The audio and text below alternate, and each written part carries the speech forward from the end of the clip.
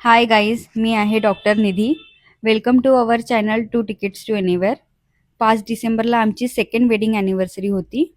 म्हणजे सेलिब्रेशन तर हवंच, पण ट्विस्ट असा की फिरायची आयडिया 1 डिसेंबरला आली.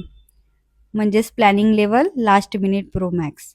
इतक्या कमी वेळात कुठे जायचं आणि एकच उत्तर, ते म्हणजे गोवा.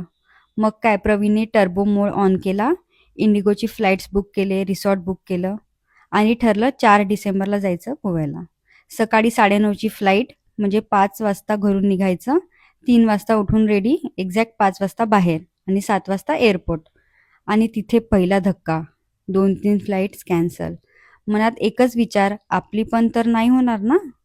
फ्लाईट 11:30ला पोस्टपोन झाली, मग त्यानंतर 1:30ला. पूर्ण एअरपोर्टवर पॅनिक मोड ऑन, लोक फ्रस्ट्रेटेड, पण आम्ही बस आम्हाला जायचंच आहे. फायनली एअरलाईनने सांगितलं गोवाची फ्लाईट 4:30ला कन्फर्म आहे. तोपर्यंत काही खरं वाटत नव्हतं, पण 4:30ला फ्लाईट आणि टेक ऑफ झाला.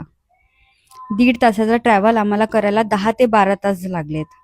पण एक गोष्ट पक्की होती, जायचं म्हणजेच जायचं. आणि हो, पोहोचलो पण गोव्याला. व्हिडिओ आवडला असेल तर लाईक, शेअर आणि सबस्क्राईब करा. बाय गाईज, भेटूया नेक्स्ट ब्लॉगमध्ये.